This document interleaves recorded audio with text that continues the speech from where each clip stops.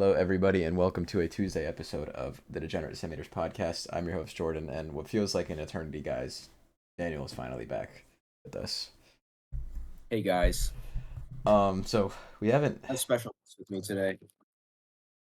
Cheetos.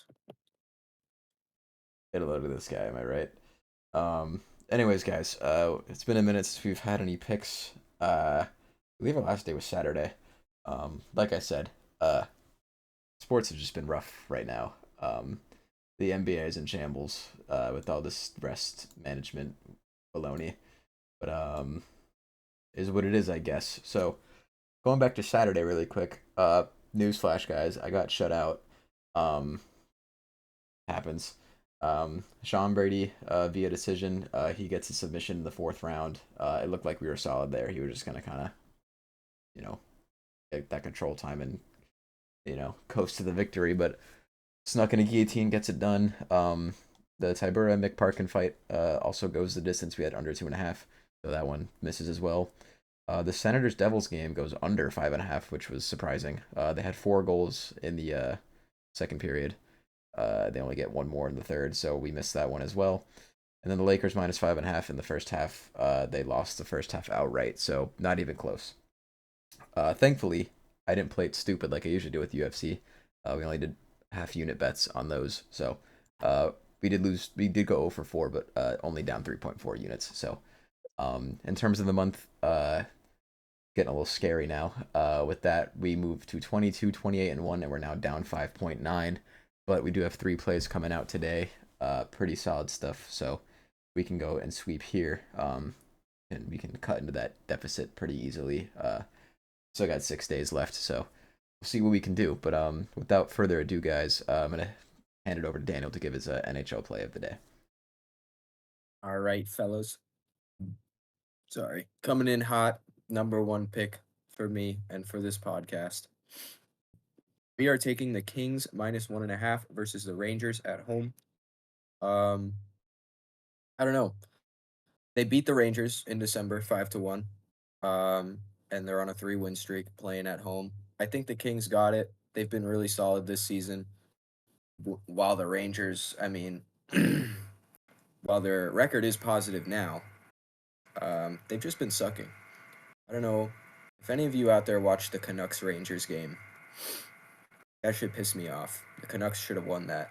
But yeah, it was a real just bullshit game where the Rangers were sucking the whole time and somehow managed to score 5 goals. I don't think that happens against the Kings. I think the Kings defense and their goaltending is going to be good enough to stop the Rangers. So, yeah, as far as stats go, I mean, it's pretty mixed. Both teams are doing pretty well in all categories. Um, Obviously, the Rangers have power play and penalty kill and whatnot, but other than that, I mean, yeah, I don't see the Kings losing.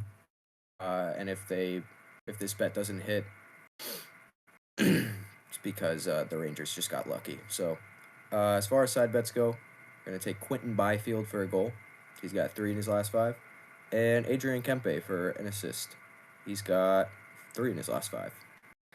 So yeah, that's all I have. I'm gonna swing the rock over to Jordan for some more sports. All right, guys. I got 2 picks from the NBA today. I'm gonna keep a close eye on these lineups. Like I said, I don't know what's going on with all this resting stuff, but like I feel like a star player hasn't played in like weeks. Um, but anyways, first game we're looking at here. We're actually looking at the Warriors taking on the Heat. Jimmy Butler's return to Miami.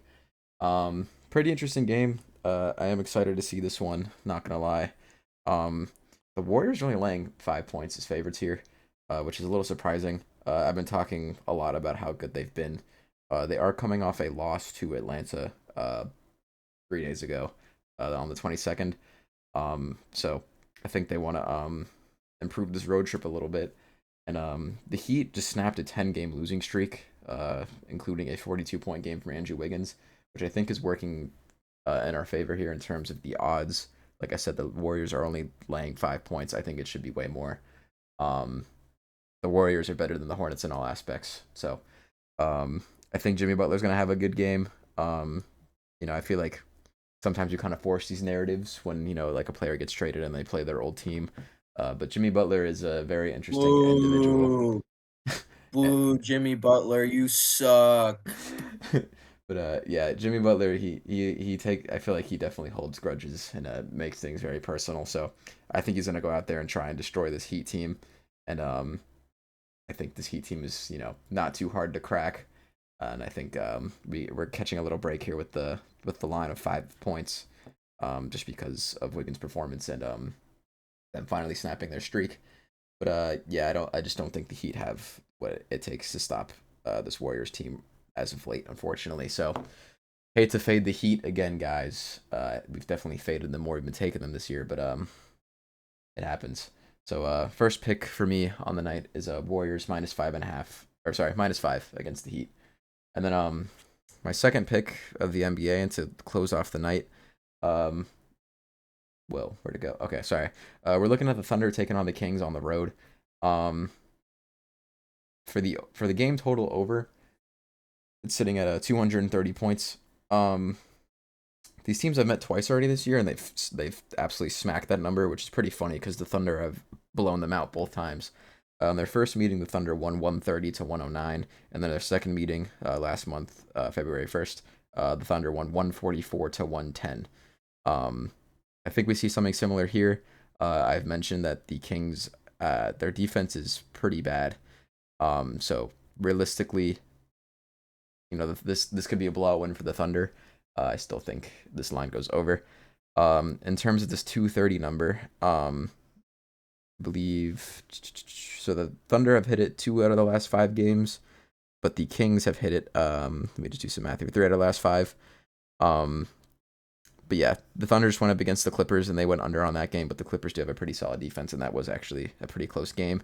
So not really too surprising there. So I think they look to get back to their scoring ways here against a very lackluster defense.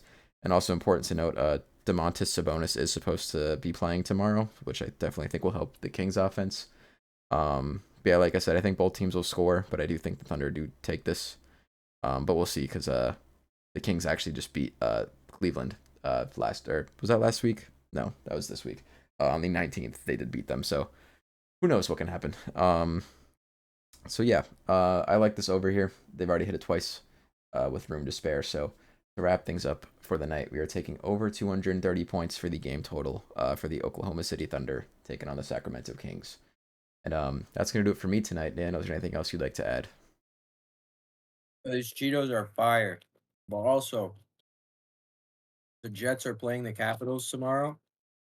If you don't know shit about hockey and want to watch it, that's probably the best game that you'll see this season between two NHL teams. So, yeah, that's it. Hopefully, OV scores. And yeah. Alrighty. I don't have anything else. Just in case if I do decide to add anything, please check us out on Instagram at DD Sports Podcasts. Links are in the descriptions as well. Uh, Probably won't add anything, but I am going to keep an eye on the lineups just in case if anything changes. Like I said, people have been getting sat left and right for rest purposes, so I'll be monitoring that closely. But we are going to kick into the recap here. We have the Warriors -5 for 1.15 units, over 230 points for the game total of the Kings versus the Thunder for 1.1 units, and the Kings at -1.5 for 1 unit flat, as it is plus 140. So if we can go 3-0 tomorrow, guys, that'll be 3.4 units up, and we'll definitely cut into that little deficit. But we'll see how it goes. So hopefully we can get it done. We'll catch you guys in the next one. Shout out Notch.